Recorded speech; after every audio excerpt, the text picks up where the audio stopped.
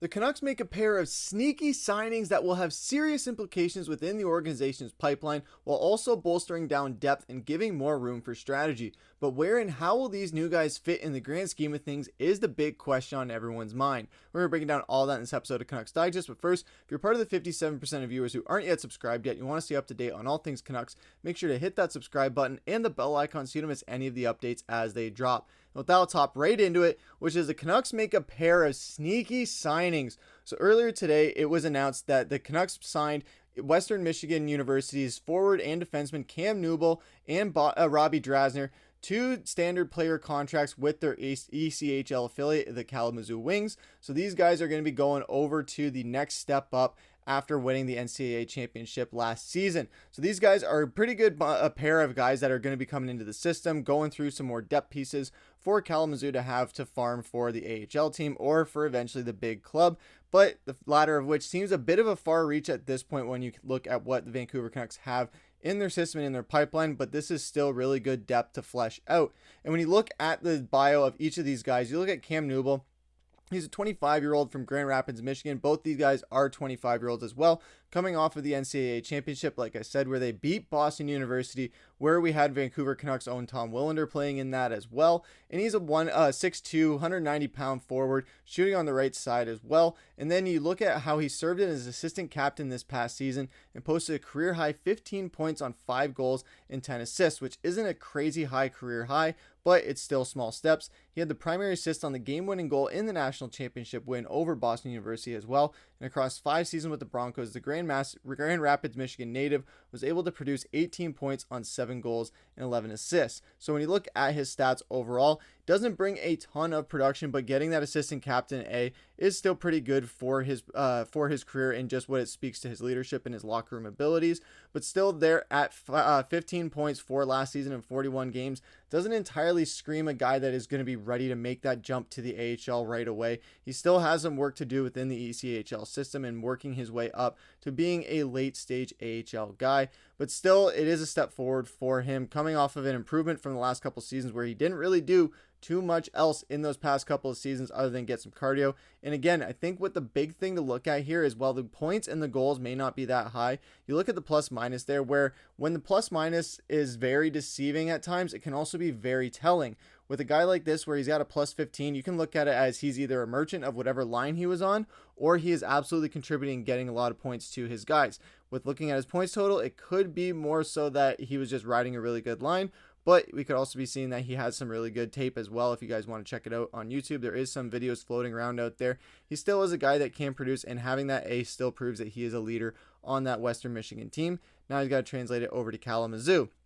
Switching over to Robbie Drasner, also a 25-year-old from Buffalo Grove, Illinois. He is a 6'1", 195-pound right-handed defenseman, also still coming off of that championship win against Boston University.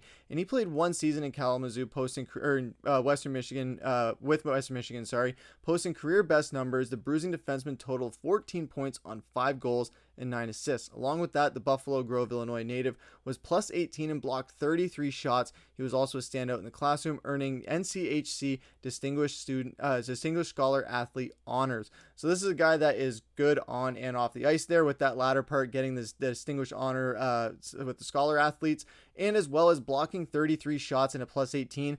That is the big thing you want to look at when you look at his stats as well, is when you see there, plus 18 can be a huge tell for defensemen more so than anything. I know how I was saying with the last guy, how it can be a bit misleading at times for forwards, but within defensemen, you see a guy with a plus 18, there's less defensemen on the ice at a time, so it's really easier to find which guy is contributing and which guy is just paired with a really good line mate and has just been a merchant of that. But in the case of Robbie Drasner, he is a guy who can be a really good shot blocking defenseman and also a point producing one at that. We're getting 14 total points, where he had almost as much as Newble has as a forward. His goal was to show that this is a guy that is probably one of the more appealing options when you look at the two guys that they signed here. There's still really good options to bring in as far as depth pieces, But again, as far as where they are going to fit on this team, that's where it gets a little bit tougher, because when you look at the prospect pool alone, we're going to gap into the AHL guys in a second.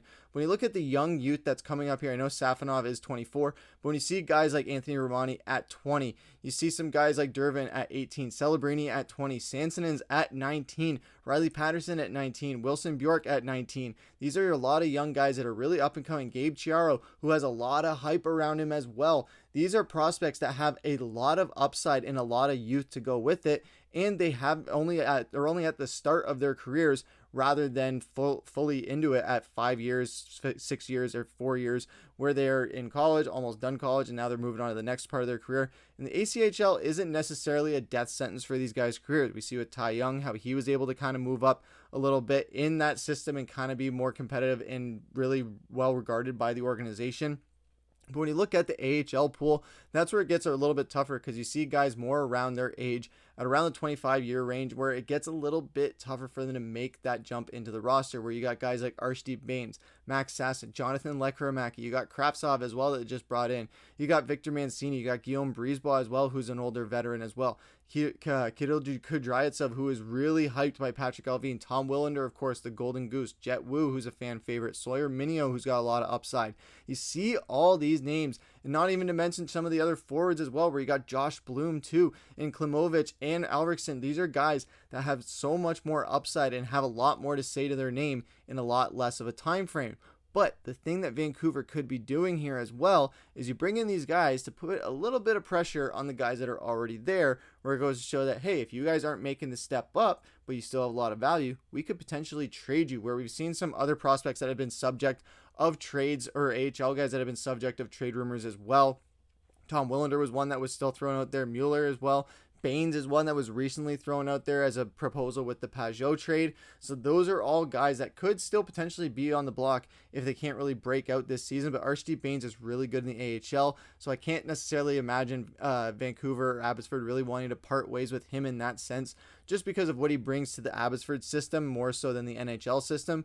But if he can't make that full-time leap into the NHL, maybe that's where Vancouver is looking at saying, okay, what can we kind of get for him? And we can promote one of these new guys up there, specifically with Cam Newbold, because he's the forward, but you move those guys up in the AHL and boom, you got it filled right there. But it won't be in the matter of this season, I don't think. It'll give these guys 1 or 2 seasons in the ECHL to see how they do. Maybe 1 season in the AHL, or they're getting a little bit of a timeshare in that second season with Kalamazoo. Should be interesting to see what kind of call-ups that Manny Malhotra and this AHL team decide to make within the ECHL, with the OHL, the NCAA, and things like that as this regular season starts to get underway. So it's going to be a very interesting ride to see how these prospects and these depth signings kind of make out in the grand scheme of things, where we have a lot of opportunity here for a lot of these Canucks, where you see guys in the prospect pool, where you got guys like Anthony Romani and Riley Patterson trying to make a young name for themselves, while also mixing in some of the older guys as well as the new ones that were just brought in with Cam Newbold and Robbie Drasner. So these are ones to watch out for, as they could potentially put the pressure on